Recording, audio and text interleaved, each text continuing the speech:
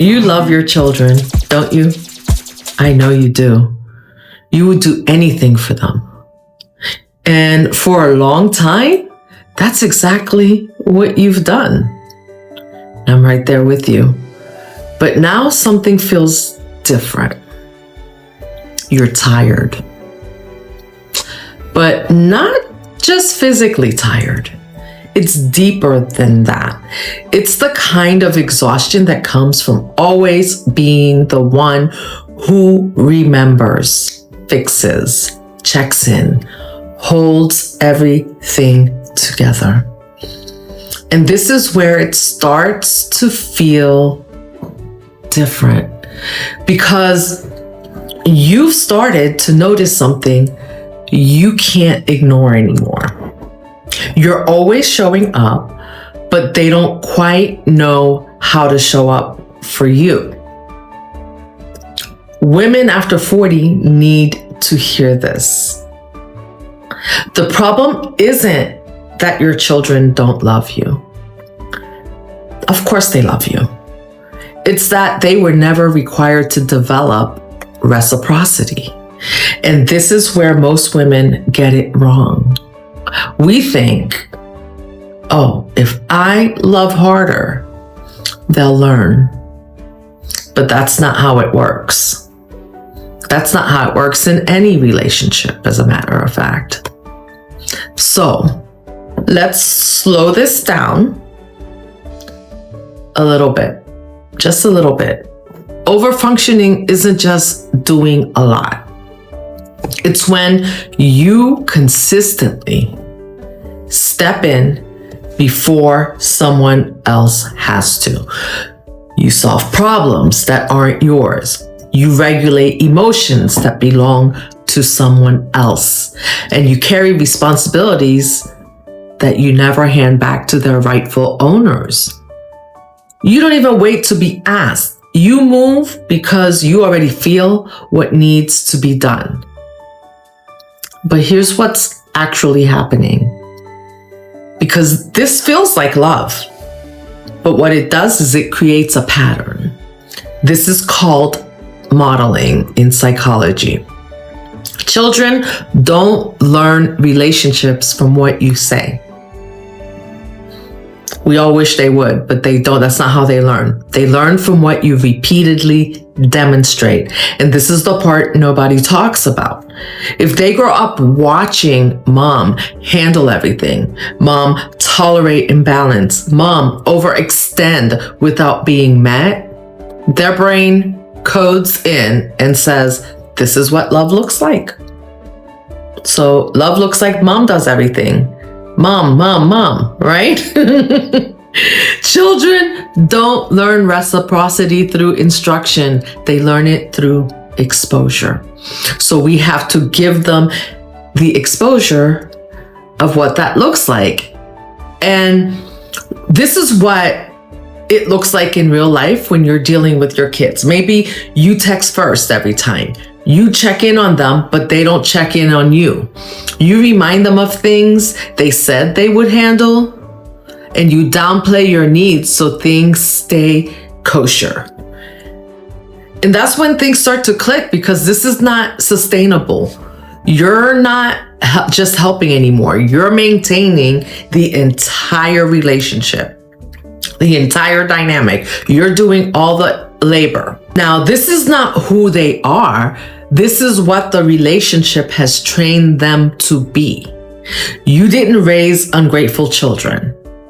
You raised children who never had to develop reciprocity. And that's where the truth kind of hits you in the gut, right? Because you thought everything you were doing was to give them love. Now let's go deeper, because this is a system. In family system psychology, this is called overfunctioning, underfunctioning. And this is where everything shifts, because when one person overfunctions, the other person underfunctions. The more one person does, the less the other person develops. Overfunctioning doesn't just help, it creates dependence. Because that Whatever you're doing becomes expected and they don't feel like they have to do it. You solve problems before they struggle. You fix things before they feel consequences. You carry responsibility before they step into it. And this is what your children are learning from this. Someone will handle it for me. I don't have to initiate. Support just comes without effort.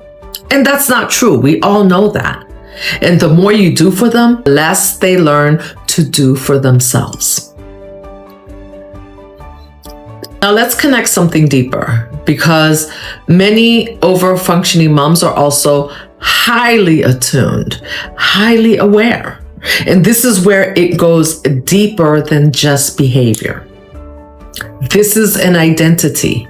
This becomes your identity. In psychology, this is called hyper-attunement. It develops when you had to read the room. You had to anticipate needs. You learned to prevent conflict, and that all happened early on in life, from childhood. You don't give because they ask. You give because you already felt it coming. So you preempted whatever they were going to ask. And this is the part that carries into the next generation. Your children grow up in a system where emotional labor happens automatically. They don't learn awareness, emotional responsibility, or even how to show up. And when you always go first, your children never learn how. We need to let them take the first step. It's almost like when they learn how to walk, right? You could not take the first step for them. They had to do it. Now let's bring it back to you. You love them. I know you do. But I also know that you feel unseen. And this is where most women feel confused, because you're not angry with your children, you're exhausted and want them to show up for you. And this creates a cognitive dissonance, which is two truths. I love them, but I feel unsupported. And this is where resentment comes in. And resentment is not a lack of love. It's a response to the imbalance that was created through you doing everything. You're not resentful because you love them less. You're resentful because you've been carrying more than you ever should have. And now this is where your power comes back. You can take that power back. This is where everything changes too. When you take your power back, you taught the pattern, which means you can change the pattern. That's the beauty of it. Let's say, for example, they forget something. The old you would jump in and fix it, right? The new you ask, what's your plan? Let them fix it. Don't create a plan for them. And this is where it starts to feel uncomfortable though, because you're not rescuing anymore. This is what you're used to doing. You thought that was love, but it's not. Another situation could be that, let's say they don't check on you. The old you would keep reaching out to see like, hey, are you okay? I haven't heard from you. Now you give them space. If they're not reaching out, maybe they're busy. And eventually they'll call. Let them make the first step.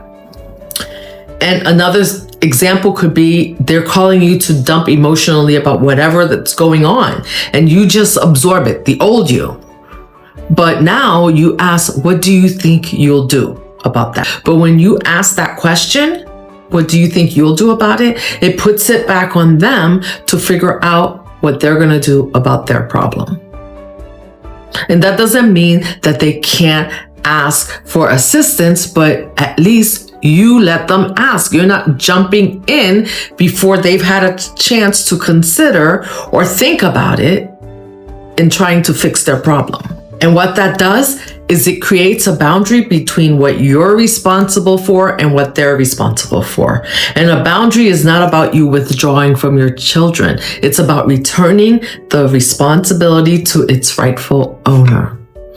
Now your children learn effort, because they have to think about it, awareness, reciprocity, and presence. Love isn't doing everything for them. It's allowing them to show up too.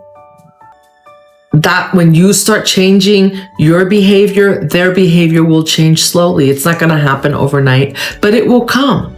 And this is not about becoming cold, because this is where most women hesitate. We think like, oh my gosh, if we're cold, our kids are going to think we don't love them. They may not like it at first because you're doing less, but you're not doing less. You're doing it differently. And that's the truth. Regulated mothers don't overfunction. They model boundaries and they model the behaviors that they want their children to exhibit. And there was a time you accepted this, right? But now you are starting to recognize that not just that it doesn't align, but that you're exhausted and you can't keep up like this. And once you see it, you cannot unsee it. And most women don't realize this until it's too late and they are completely exhausted. So this is where you get to make the shift. All right. This is the part nobody talks about. You are able to make that shift.